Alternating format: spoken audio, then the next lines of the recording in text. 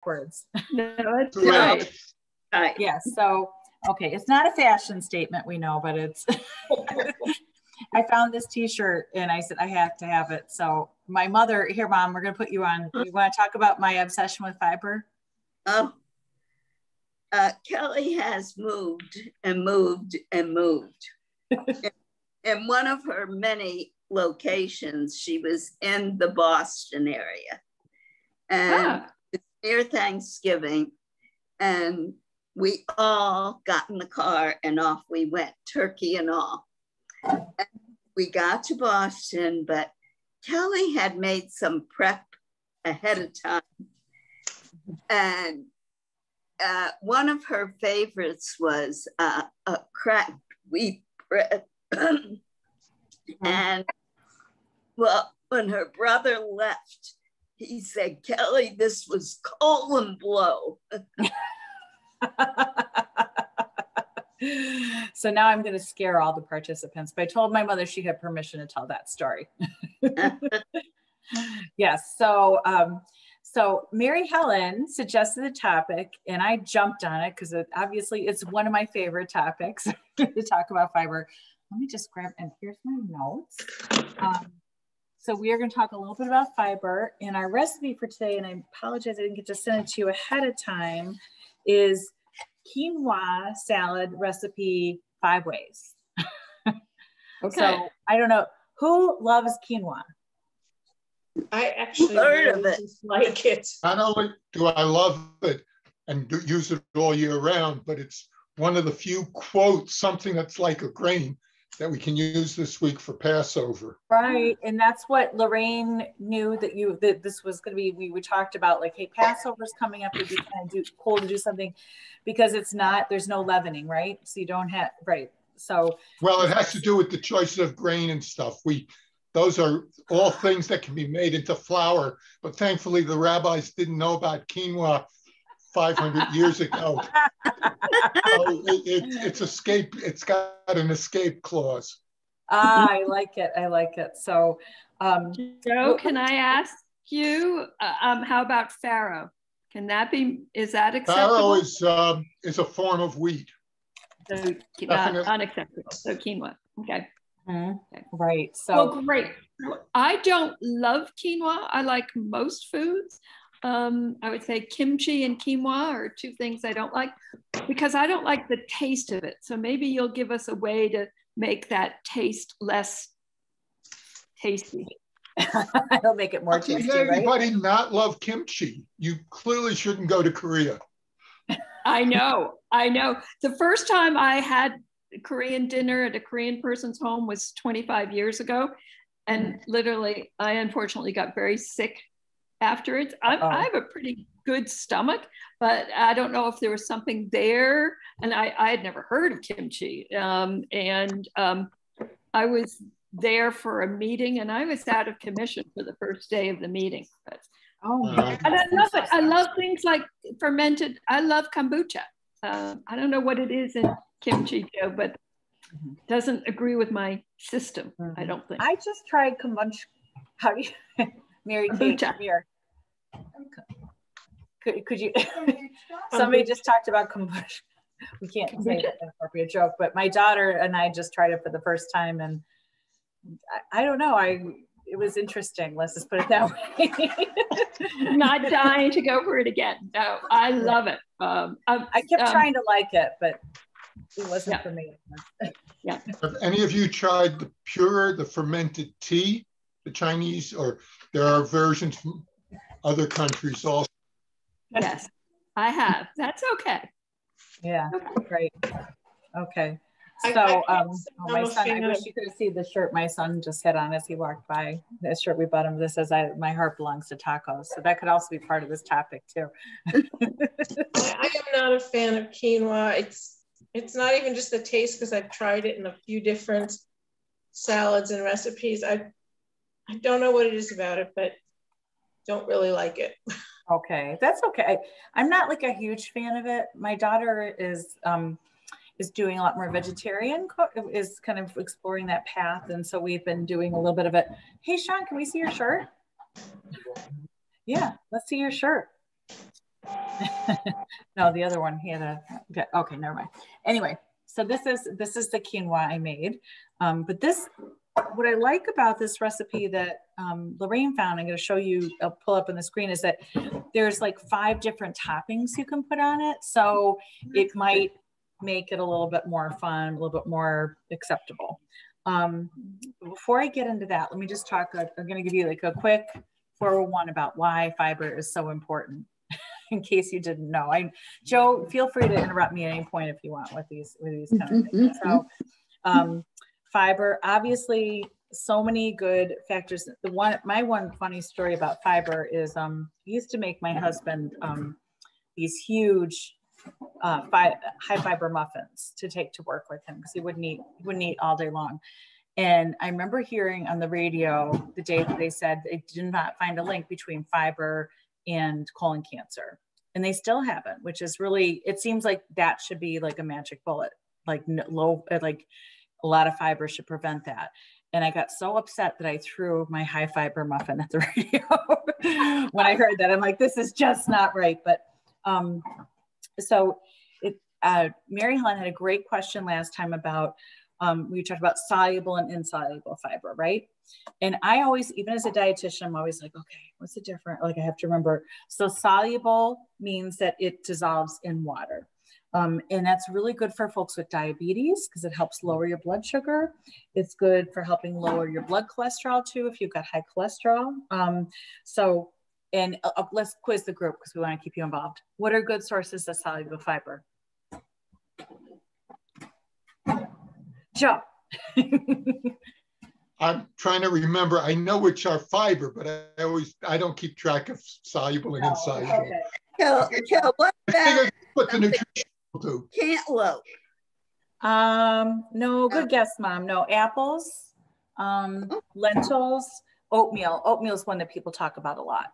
So like a lot of folks that I hear from a lot of people like, oh, my cholesterol is really high. And the commercials will promote like having oatmeal to help lower, and oh, my cholesterol went down. So that's one thing. Nuts, lentils, blueberries are also really high in soluble fiber. Insoluble fiber means it does not dissolve in water. So things that is going to help move food through your digestive system. So it's going to help prevent constipation. And this is going to be your like whole grains. So the couscous would be one, whole wheat bread. Does anybody ever try whole wheat pasta? Oh yeah. Yeah. Yes, Joe. No, I mean, you're saying you do. Here. Yeah. I'm a big fan of that. We're using a lot of that at FoodNet too with our clients to try to boost, because we have to give so much fiber. I mean, I kind of joke like, I'm just going to start putting Metamucil in their foods to meet the fiber that we're supposed to. So another question. Is prunes soluble? Are prunes soluble or insoluble? I think prunes are insoluble, aren't they? They might be. I'm looking at my list here. That's a good question. I'm going to have to look that up. I'm not 100% sure if they're soluble or insoluble, but I will get that answer for you by the end of class here. So, Cal, can I interrupt one moment? Sure.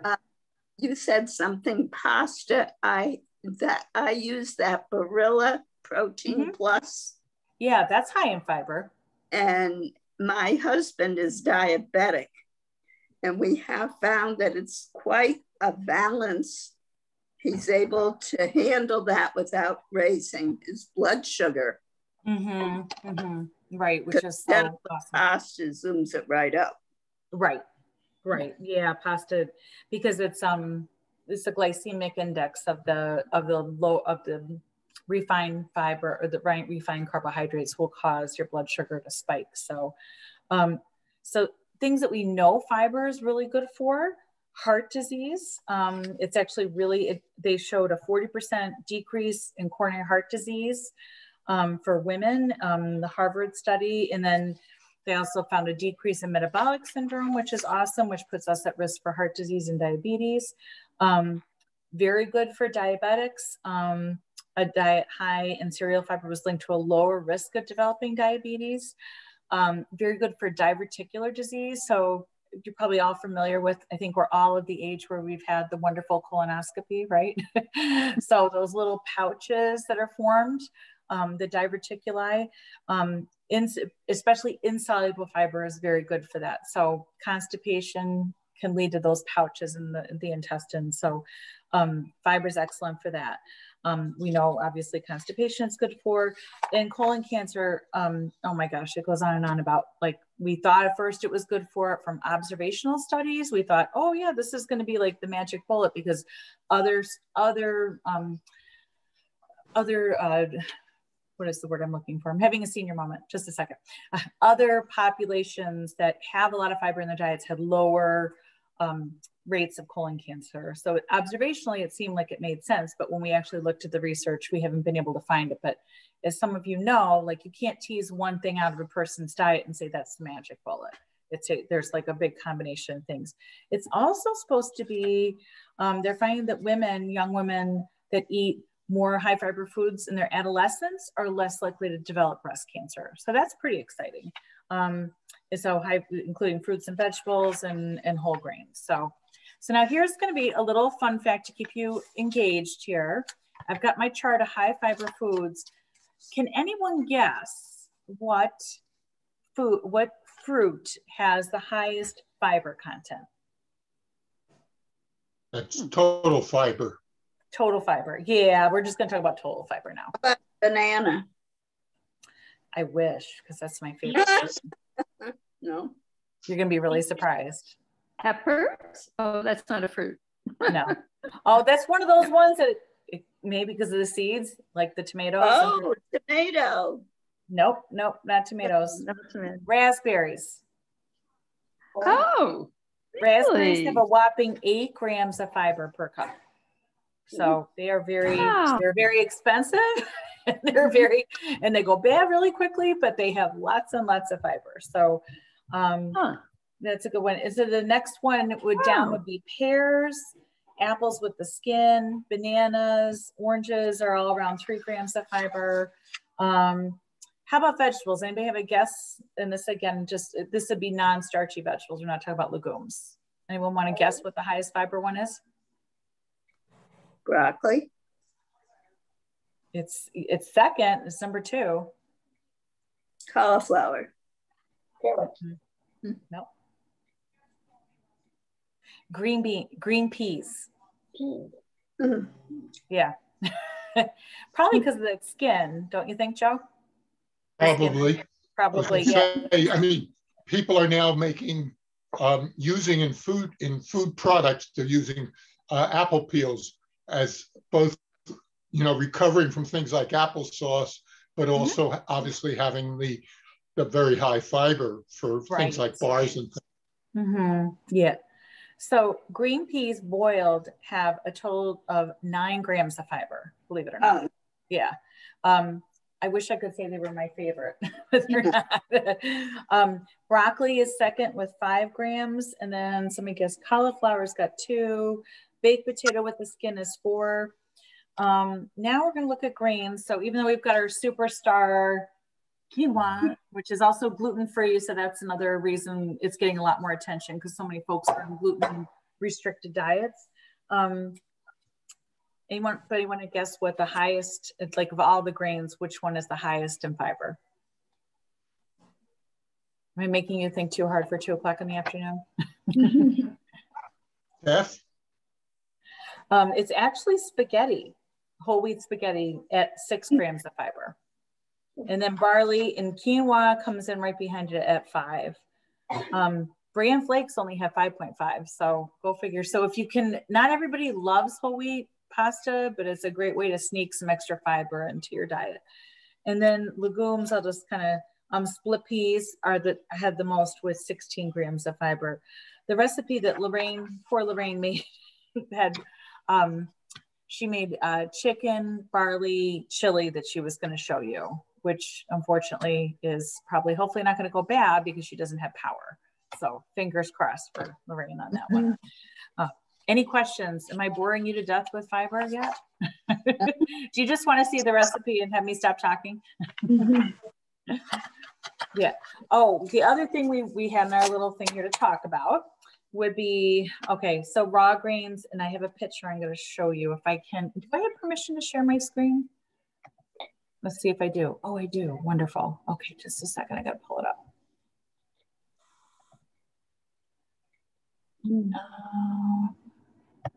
Somebody, she just emailed me a picture. She did a beautiful little demo. Okay, let's find it here.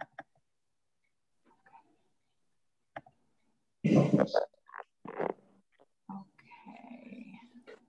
Kelly, is this from Lorraine? This is from Lorraine, yeah, who usually helps me with all of these things. Just go down.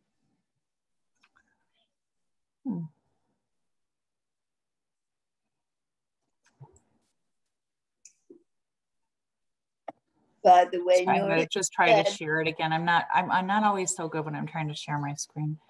Kelly, Noreen said if her screen went off, it's because she lost power. She may, so many people are losing power today. It's so frustrating. We lost Pennsylvania. They lose it in Pennsylvania too. Yeah. Paula, you have somebody blocking your screen. Well, oh, I love it, Paula. Look at that. Cutie patootie, huh? Okay, it's not showing, so we're gonna just skip that, but lots of greens. I'll try to pull it up later. So she had nice little pictures of raw greens of like quinoa, barley, brown rice, oats, wild rice. Is wild rice a real rice? I know this group's gonna know the answer. Nope, it's fake rice. Just like herbal tea is not real tea. It's a plant. So yeah, wild rice comes from a plant, am I right? Right, it's not a rice plant. It's a biology thing. Ah, I love it. Okay, cool. So when you're cooking whole grains, especially things like quinoa or barley, they take a lot longer to cook. And if you're like me, I don't always plan ahead as much as I should. Maybe when I'm retired, like my mother, I'll have my day. I'm going to throw her under the bus here for a second. But there's a wonderful thing. Has anybody ever used a pressure cooker to cook at all? Yeah, Paula, you probably have, right? No, I don't even have one. Yeah, how about Instapot? Anybody have an Instapot? No, and I got rid of my pressure. Uh-oh. I was scared of it. It is it's a little daunting. So we have an Instapot. And I would say that, of course, my 12-year-old knows how to use everything better than I do in the house. So this is our Instapot. We do, anytime we're doing like beans or rice or something like that, this is a great tool to use it. But yeah, there's a little bit of a learning curve with it. Potatoes, eggs, we do in there. But yeah, it cooks things pretty quickly. So it's going to save you, if you have something like that, it will save you about 2/3 of the time, I think, which is good. So if you're in a rush, that's like me usually, and haven't planned ahead, the Instapot is good. But maybe not everybody needs something like that. So yeah, it definitely helps shorten the time. So here we go. So this quinoa salad, I love the quinoa. I had to like learn how to say it, right? I always wanted to say it differently. So we got our lovely quinoa. We are going to make the quinoa caprese salad. So does anybody like caprese salad besides me? Yes. I love it. Yeah. It makes me think about summer, right? So I've got my grape tomatoes. And first I should wash my hands, right? I'll do that first. So.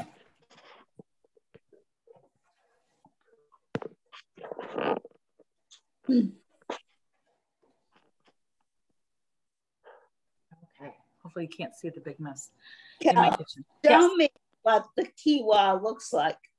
Oh, do you want to see what it looks like in the... I don't even, I'm clueless. What it looks like in the container. So they're ancient grains, right? So if they were around during the time of the Israelites, right, they have to be ancient. Well, but they're ancient, but they were basically Bolivian Peru. So totally about as far away as you can get from the Middle East. Oh, got it. Okay. See, I'm always learning something. So they look very just like, you can see them here. They're very green.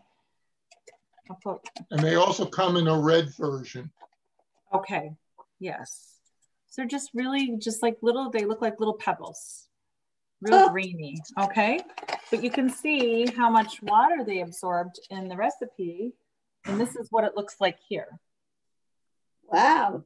So they swelled out. So, you know, it looks a little bit like rice, but it's definitely a different mouthfeel than rice is. What? You want to tell people about that? Yeah, I've been told that it could go in the wrong orifice and that's not good. But so there's so any of these 5, and I will send this out as an email through Cheryl to all of you. Any of these, you can make the quinoa ahead of time. And what I love about this is like there's different toppings. So depending on what you have in the fridge, you can do, you know, make one up. There's one here for a Southwest quinoa salad.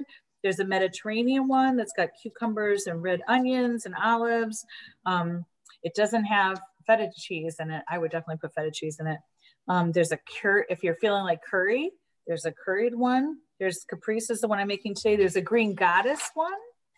So it's kind of cool. So you can make the quinoa ahead of time and then you can just put different toppings on it to make a difference. So I'm going to rinse. Do you serve it hot or cold? Cold, yes. So the quinoa, we cooked it, yeah, we just took it out. It's been cooling for about a half hour. So you should let it cool down. And of course, after you cook it, you should refrigerate it, right? You don't want to leave it at room temperature because then it's a food safety hazard once it's been cooked. You can eat it hot. I mean, it's a perfectly good grain to eat hot. Oh, definitely. We actually use it often when we make our spaghetti and meatballs, we often will use quinoa in place of spaghetti. And for Mary Helen, when you cook it, it looks really weird because there's like a string that comes out. So there's a little string that comes out of each of the grains. Oh, wow. That's kind of cool. So I'm supposed to be using a cup. I may not be as exact, but so I've got these, I find we are Trader Joe's. I got some cherry tomato. I kind of prefer plum to these look like grape tomatoes, but I got these at Trader Joe's. Has anybody been down to the new Trader Joe's yet? Oh, yep, definitely. Yeah. Definitely. Yeah. Super fun, right? Yeah. Yes. Yeah, it's neat to, we actually, it's like a college interns is working there. Did you know that they were not able to get their refrigerators and freezers to work, and they had to throw out thousands of dollars worth of food, which is really, really unfortunate. So that was just a brief period of time. So it's saying that they should just be sliced in half. So let me see if I can turn my thing down here. You can see all my notes on the side. So I'm just going to cut them in half. I guess you probably could cut them smaller if you wanted. It also sounds like all these different recipes are ones you could do with other grains also, or rice or something. Or absolutely. Yeah, I think it could go with anything, really, for sure. So here we got our tomatoes. Oh, you can't see. So I'm putting in my little cup here. I've got one on the floor. It got away from me. I better get it before I step on it. Hold on a second. And then I have a pretty little basil plant we got. I can't remember. And the miracle is that it's still alive. Oh, so we're gonna use basil leaves. I'm working on anybody cooking any or growing any herbs yet? Not yet. Not yet? Nope. Hey, maybe we should do something with dandelion greens the next month. Oh, we could. Actually, Betsy asked for us to do something with, we were going to do, so here's my nice little tomatoes. You could do that, or we were going to do desserts next time, but dandelion greens, we could definitely try to look into that as well. So somebody was telling me about her neighbor who made dandelion jelly. Ooh. Ah, wow. Wow. We probably have plenty of the produce around here. I think we will, yes. Unless we can get out there with the weed and feed sooner. So I'm just I'm harvesting my little basil off my plant. And I would qualifies as fresh. Yeah. This is really fresh. Yep. Yeah. In a perfect world, I would have had this done ahead of time, but I don't live in that world. So this is real life with Kelly. Mm-hmm. Yeah. And also calls for balsamic vinegar. So Joe, let's have you talk a little bit about what is that going to help us with nutritionally, or helping with the flavor of the tomatoes? Will the acidity of it help with bringing out the flavors, or? It certainly does bring out the flavors, and it also gives you a preservative effect, and it gives you a taste of its own. Mm-hmm. And on TV, I have not looked at the data suggesting that vinegar in general also helps reduce appetite. It's a bit of an appetite suppressant, but of course, it's also not the best thing for your teeth. The negative piece of it, its impact on. Not good. Right. Exactly. Yeah. Good. Right. So there's a lot of supplements out there now with a lot of people are doing apple cider vinegar to help with, maybe or maybe not helps with weight loss. I don't know that there's enough. I agree. I don't know that there's really enough data on it to be recommended. I mean, again, that's where it becomes very hard. For example, I work mainly with fish, and the omega-3s, for all the wonderful things they do. It was only last year that the government permitted us to make any sort of claim, and it's a CD type claim with, there isn't enough evidence to prove that this is the case. So, the standard for what is a proof of something is a pretty high standard, and is very hard to do nutritionally because of the, epidemiology alone is usually not sufficient. Right. Yeah. So there's my basil. So I'm just going to rinse this off. So Paula, we should be having a play date. Oh. What's your kitty's name, Paula? This one is Carlos. Okay. So he's funny. He's gotten along with all of my other cats except my youngest one. He hasn't liked him since I brought him home. How old is your cat, Mary Helen? Let's see, she'll be 5, I think. So we should very soon. So we need a play date with her and my youngest because he's about 4. How many cats do you have, Paula? 3. Okay. Beverly and I just have 1. Just 1. Okay. So I'm cutting the basil. Now, some people, like my mother, would probably take her kitchen shears out and cut it, right, Mom? Oh, yeah. Yeah. So you could do it that way too. Mm-hmm. Whatever floats your boat. Mm-hmm. So you could they're saying fresh, but I'm going to cut mine up. Love my Cutco. Mm-hmm. Yep. Exactly. All right. So we're going to toss these in here with this. And actually it doesn't even really, just tells you the amounts. It doesn't tell you you're just kind of throwing it all in here together to mix it. The other one I was going to make, but I don't think I think I'm missing something, is the curry. I also think the people that I live with here are not going to eat the curry. So we're not going to waste the quinoa and the curry. And when I get to visit, you can leave it out too. I don't think you're going to, No, yeah. I never liked that seasoning. That's one of my favorites, but I know I have friends who love it. So we're going to do the balsamic vinegar right now. Okay. So this is a really simple recipe. I like all of these. I would probably make the Mediterranean one next too. Mm-hmm. My balsamic vinegar cap was kind of falling off. So we're going to do 2 tablespoons of that. Oops. Here's another one. Hi, Carol. How are you? Hi. Sorry, I'm so late. Oh, you're fine. Were you without power? A lot of folks are having trouble with that today. Right. No, I have power, but the Quests don't. And I'm on their call list by their security system. And so I called them several times and didn't get an answer. And finally, Leslie called me back on her cell phone. They're fine. They just don't have power. I know. It sounds like NYSEG isn't really sure when it's going to come back on, is what Lorraine told me. She's without power too. Is it the wind that knocked something down? Yes, and I actually got an email from Cayuga Heights saying that there are a lot of power outages and trees are down that knock wires down. Wow. I had just cleaned up my yard from the winter with all the trees and everything, and now we have to do it all over again. Okay. Finally, almost ready. Yes.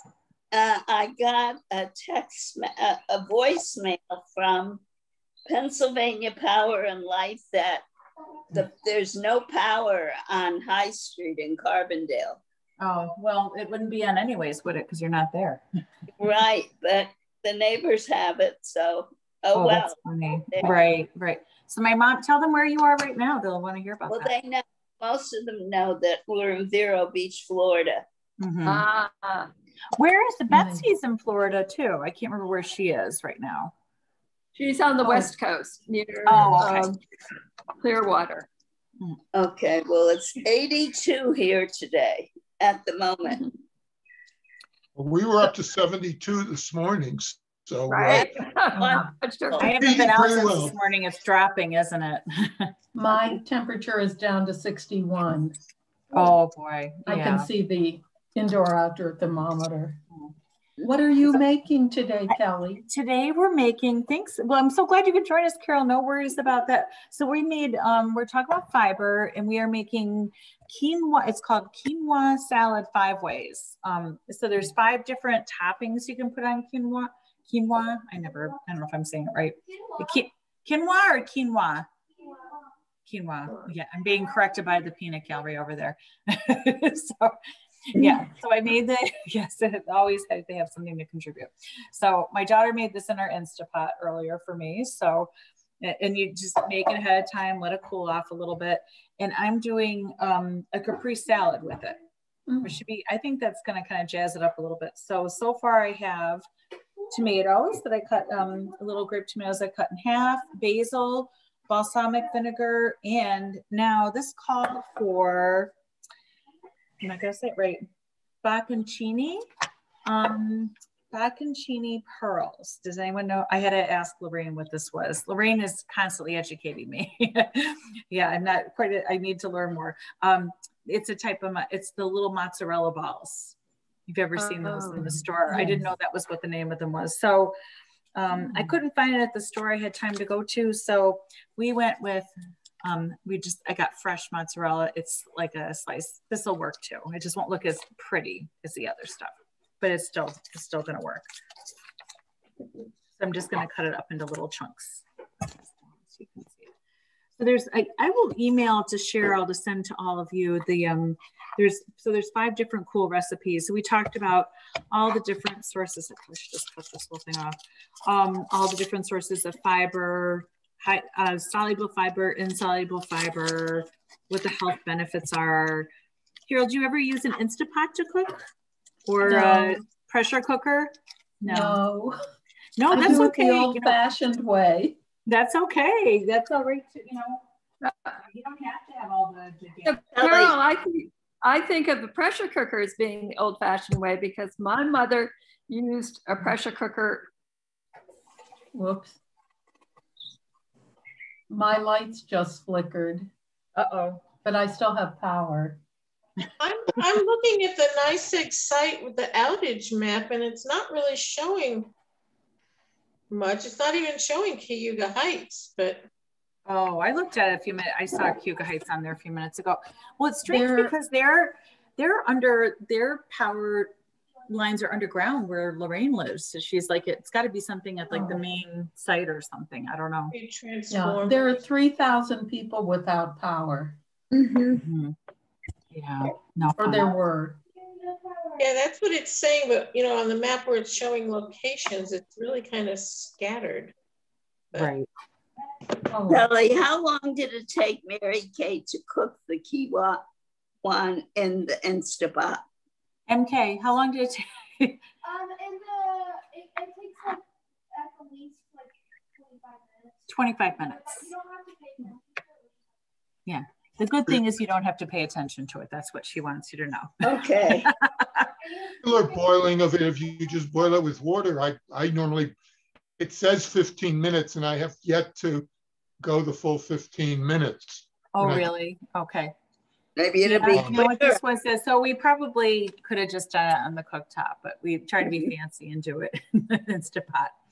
So I'm not trying to be a commercial for Instapot. I think for something like barley takes, like she was doing barley with it, that would take a much longer time, right? Rice takes a much longer time. So for rice, I do use the Instapot. Like we do Taco Tuesday a lot, and we'll do beans and rice, and I'll oftentimes do it in the Instapot just to, because again, I need to plan better ahead, like I tell my clients to, like all of you do. so I'm just gonna toss it.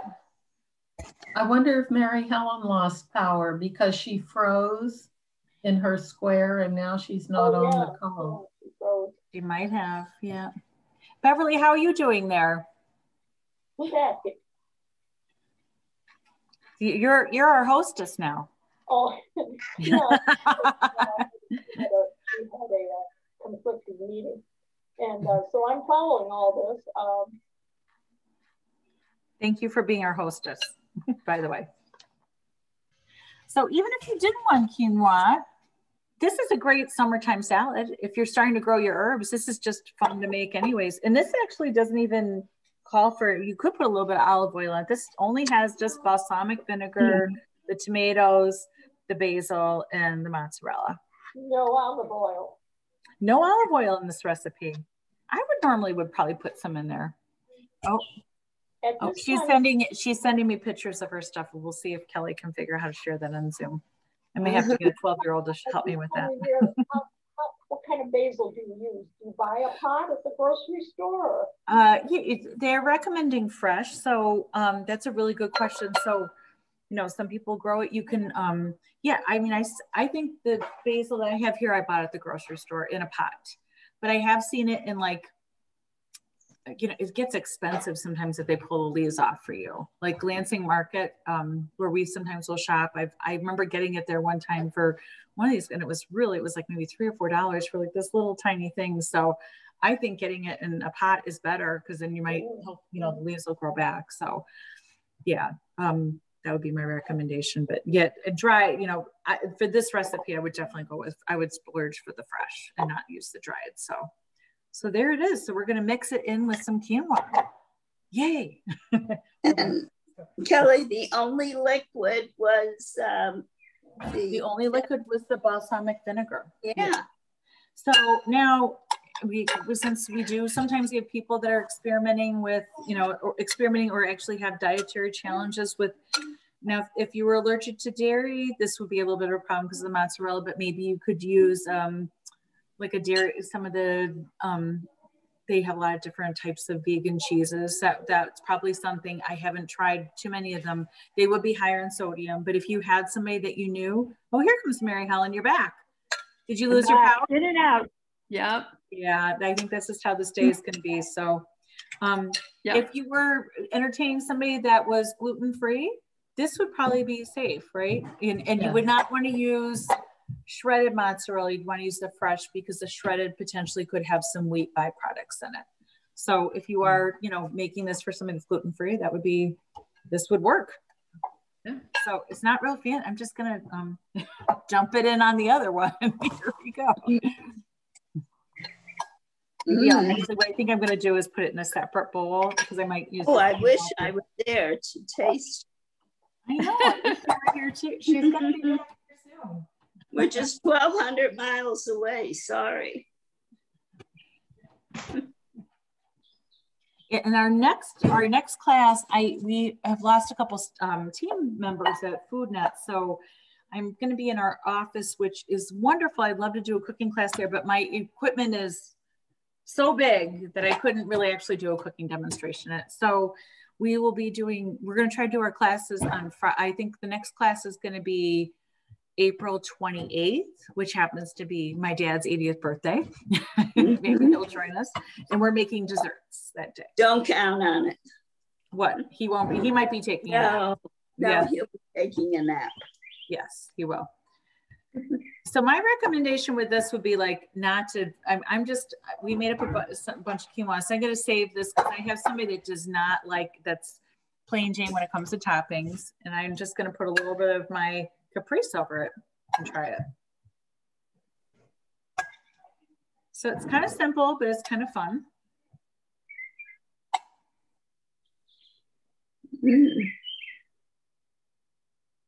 Definitely gonna get some liquid from the bottom. So Kelly, taste it and see if you need olive oil. Okay. Isn't it so much fun to have my mom here? Kelly, you didn't add any salt or pepper, did you? I didn't. It doesn't call for any, but you could. I think salt would probably be a good idea to bring out the taste of the tomatoes. What do you think, Joe? Joe's shaking his Some head. of us are, what's nice is that it doesn't have the salt. Some of us have to watch our salt. Yeah, I agree with you, it would be better with salt, but it probably would be better with salt.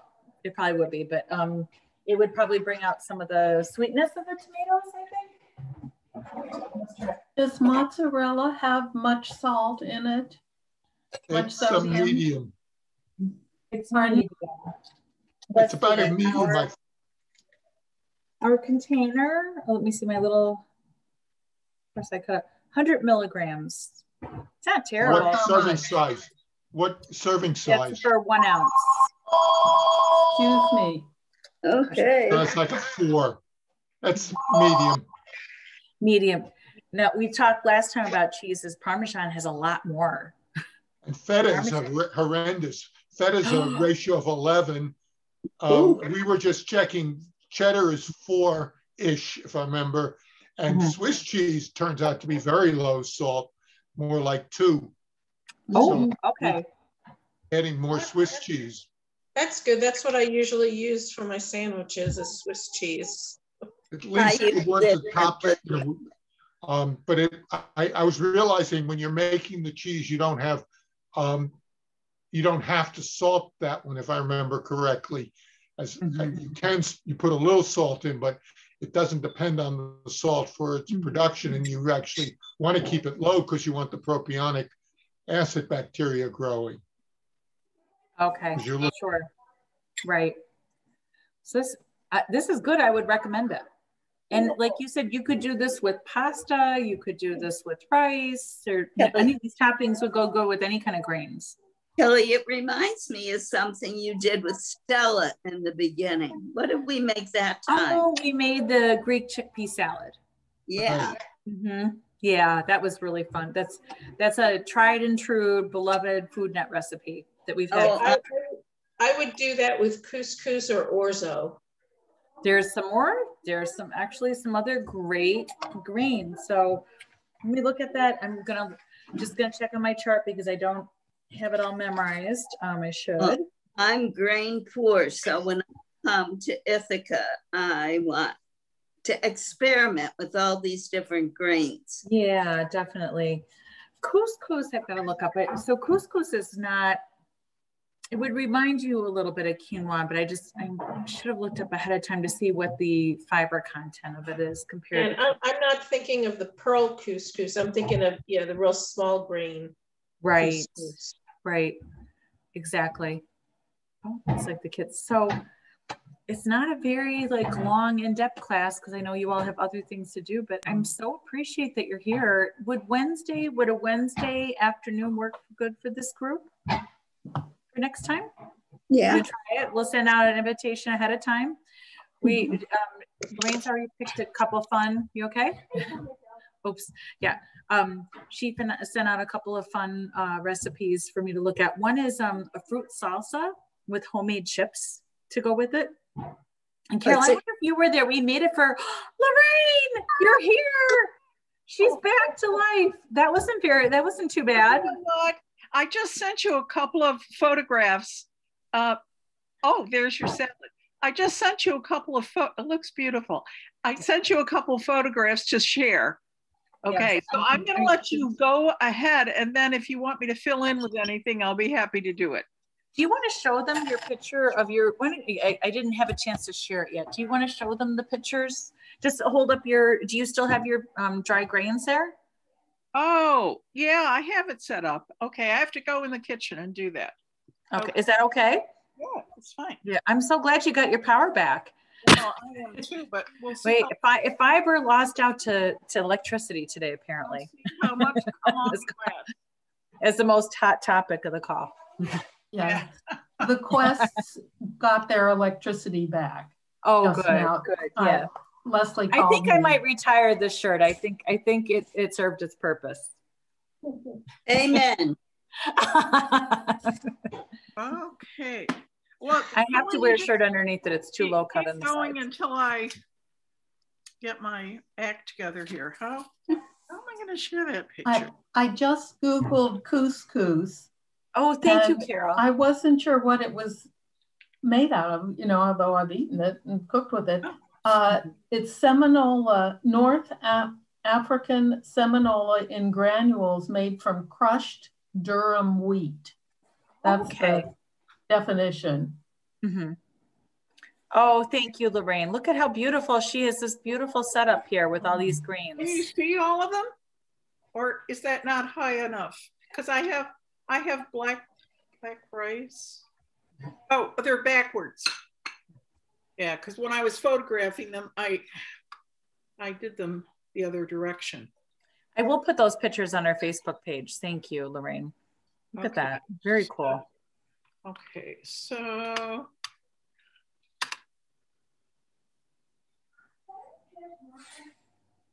okay, maybe I need one more book. Okay, just keep going. I'm glad to know it's not just me. I'm always like, oh, I forgot to do this or that. That's the fun thing about this group is we can be pretty informal. Come on. Propping it up. Here she goes. Okay, so can you see them now or not? Yeah, mostly, yeah. Okay, I'm gonna get behind it and so that you can really see. Okay. Tell me if you can see it. Yeah. See it. Yeah. I Very can. nice. Can you read the sign? No. No, I'd have to get my higher power glasses So, on. yeah, they're not. Okay, so on the white plate on the left is black rice. And then next to it is wild rice, which is not a true rice. Okay. Joe went over that with us already. Okay, all right. Thank you.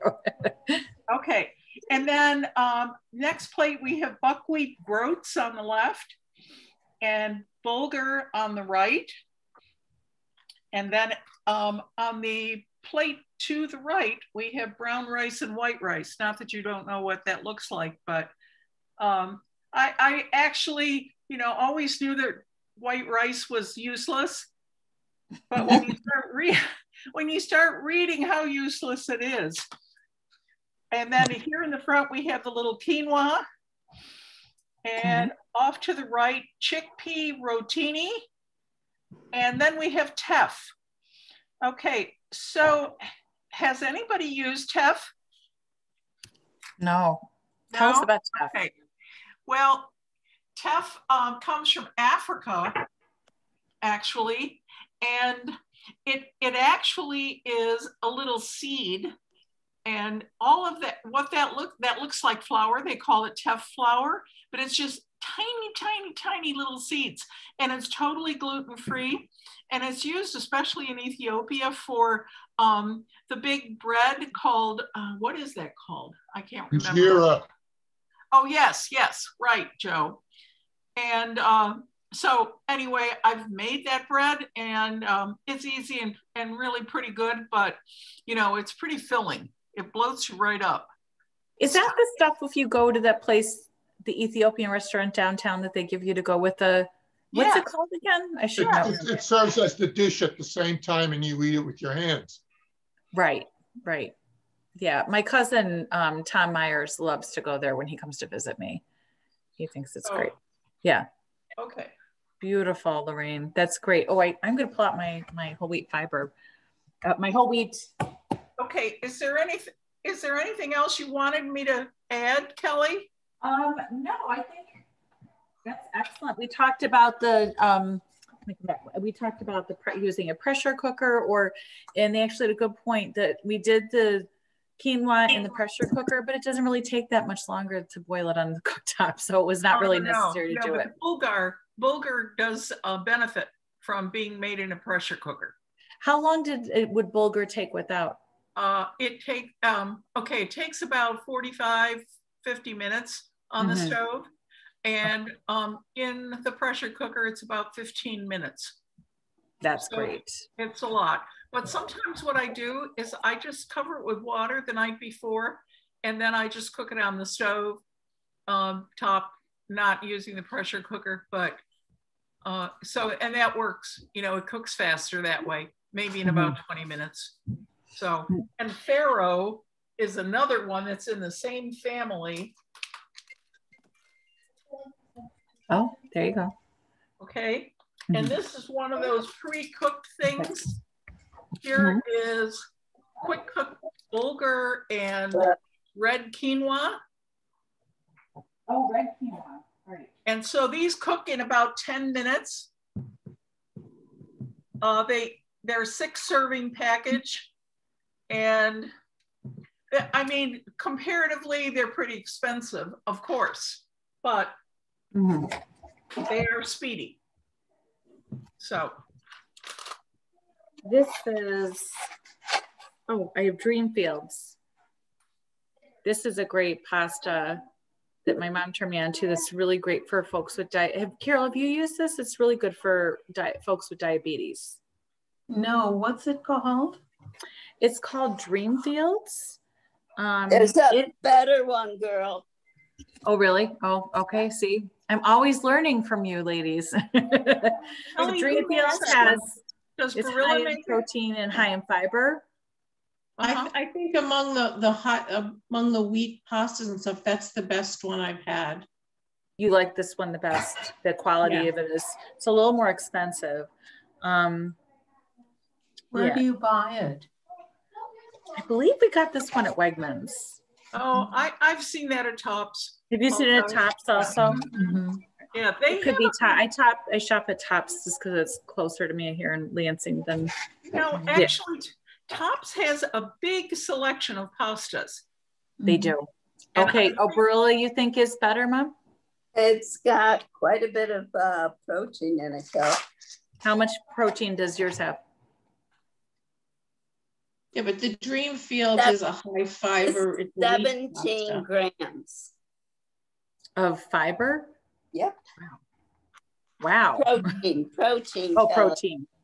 Yeah, this is 7 grams. So I think what Paula is saying is that this product maybe is like a little bit better. It tastes more like regular pasta. Well, I mean, I love Barilla pasta. I think it's the best pasta on the market, but I think if you're going with the wheat pasta, Dreamfield is actually better than Barilla's. In terms of the taste. Yeah, it actually tastes really good.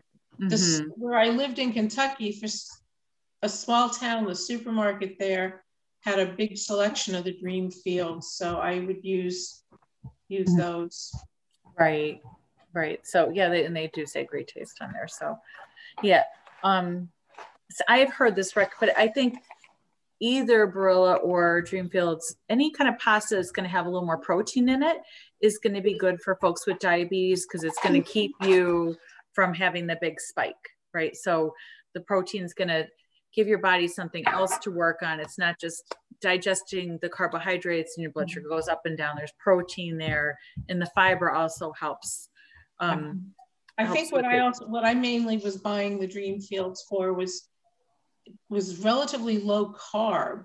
It didn't have that many like digestible carbs. Right. This one has, it's got 41 grams of carbohydrate, which is more than I thought, but it has, it has both soluble and insoluble fiber. How much does yours have, Mom? 38. Okay. What's your serving size? Gotta look at the serving sizes. It's also, I think on the Dreamfields, not all of the carbs are digestible. So right. So the net carbs are lower. Right. Yeah. I almost never eat pasta. I don't remember the last time I ate it. Mm-hmm. Yeah, I love pasta, so. Oh, we have it weekly. Mm-hmm. Leslie, what are you showing us there, Lorraine? This is the chickpea rotini. Whoops, it's backwards. And it has 11 grams of protein in a 2-ounce serving. How many, what's the total carbohydrates on it, Lorraine? Carbohydrate, 34 grams. Yes, that's still too much. And let's see, okay. So, and fiber, 8 grams, 29% of the daily requirement. So is that Barilla too? It's a Barilla brand. No, this is Barilla. Yeah. Right. But it's chickpea. Yeah, I want to mention one thing. If you're buying white pasta, which I do allow myself, I would eat pasta every day if I could, because I love it. And I'm not crazy about the whole wheat pasta and edamame pasta and soy pasta. So I just don't eat much of it anymore. Maybe I'll have it once a week. But if I'm going to have it, I'm going to buy the bronze cut pasta. And DiCecco is on par with Barilla, and it's a bronze cut pasta. So, which means that it holds the sauces better. Okay. Barilla is not bronze cut. It's cut with Teflon. So it's a much smoother pasta. So actually what happens when you use bronze cut pasta, as I've been buying the imported kind and never paying attention to the fact that DiCecco was bronze cut. When you use bronze cut pasta, you get more flavor from a smaller amount of sauce or whatever you're putting on there, because it really holds the flavor. So they actually were talking about bronze cut. I've been watching that show, Stanley Tucci Searching for Italy. Oh yes. And I think it was in the last episode, he was at this one restaurant and the chef was making the pasta on this old bronze cutter for just that reason, because it gave it some texture. Oh, it was wonderful. Yeah, it was really wonderful. So Kelly, was there anything else? Because I have a few more things that I No, go for it. Nope, you're all right. So go for it. Yeah. Did you talk about freezing in the bags?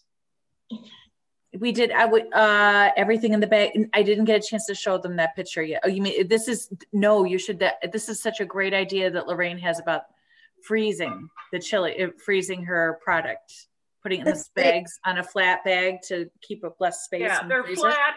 They thaw out really quickly, and they don't take up much space. So smart. It works really well. The other thing. Oh, I'm just going to show you This is what her chili looks like. That's what it looks like. And I just put some Greek yogurt instead of sour cream. And you can sprinkle it with cheese if you want to.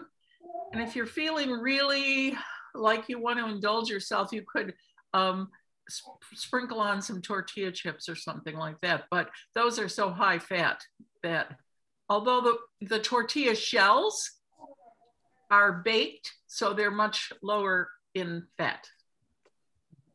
So I crunched up tortilla shells and put them on there. Nice. Yeah. Okay. Another thing I wanted to mention was commercial chili powders. I couldn't get any McCormick, which I never buy them anyway, but there's a fair amount of sodium in the chili powders that are commercially made. You really have to look. So it says it's 2% in a quarter teaspoon, but that's 8% in a teaspoon of chili powder. Wow. So that's quite a bit for, a condiment if you're adding that. And then there was another thing I wanted to mention, and that is that you can buy some very good canned chicken breast. So, oh, nice. So if you want to just cook from your pantry and keep this around, this particular recipe would take 2 cans. It looks a lot like tuna fish when you open it up, but it's great for a last minute thing. Right. That's good. So you could look in your pantry, see what you have. That would be a great recipe for like a cold, for, I think of chili like in the fall, and I think about like football, and it's such an, I think so you can make ahead of time in your crock pot. Right. Thing. Right. It's a great recipe. Yeah. And this particular one, it's sort of like a dump recipe, really. I mean, right. And I guess another thing I wanted to mention, I'm not very brand conscious, but I have to tell you that I think the Goya, this is low sodium Goya. I have to tell you that the Goya beans are probably about the best ones I've used. They just have a lot of substance. They aren't broken apart like some of the other ones, and they don't have a lot of liquid. Okay. So very nice. Yeah, we use it. And I noticed that now, it used to be, it was harder to find low, like if you're buying canned beans, it was a lot harder to find low sodium beans. And now it seems like that I'm seeing more. I noticed that Goya was selling, because I think we just use low sodium beans. Right. Right. Of course you could do dry beans, but that it could take, you have to plan way ahead of time to soak them and cook them. Yeah, I soak them at night. I prefer to use the dry beans, but you know, sometimes you just don't have the time to do that. So right. And low sodium corn. Okay. Oh, right. And Kelly, didn't we have a chili powder recipe when we were doing cooking for 1 or 2? I think we did, actually, now that you say we did, right, because we were focusing on sodium there too. Yeah. I'll look back on my computer to see if I have a recipe saved for it. Well, I can look back too. I think I have it on mine. I think we called it something else, but it was chili powder. Probably did, right? We had different spice mixtures we were having them experiment with. Yeah. In our for our diabetic cooking class, so very good. Okay. Yeah. We're glad you could join us, and glad the power came back on. I'm glad too, but I'm glad you all got through it.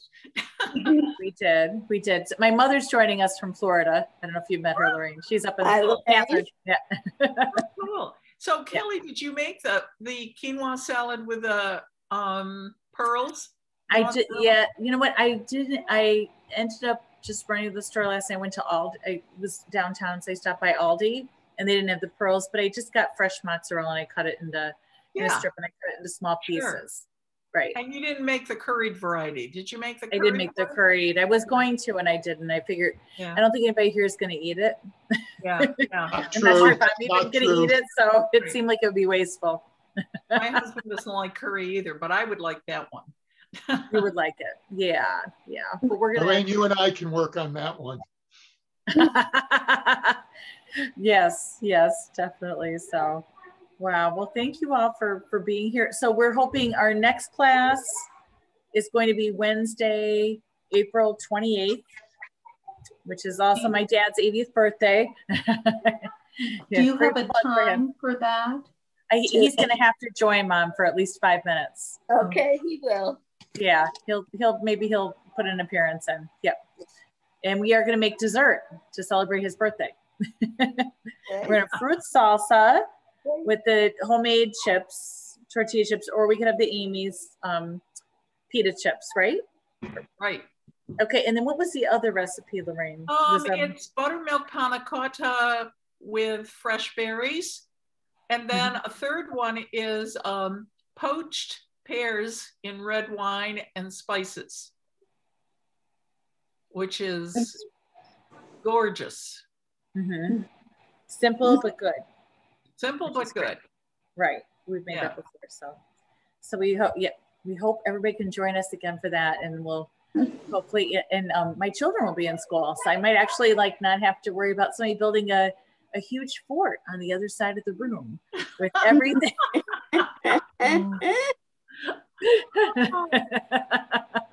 Thank you, everyone. Thank you all so much for being here. It was great to see everybody. Have a great weekend. Take care. Okay. Bye now. Bye, Kelly. Bye. Bye. Happy Take care. Bye.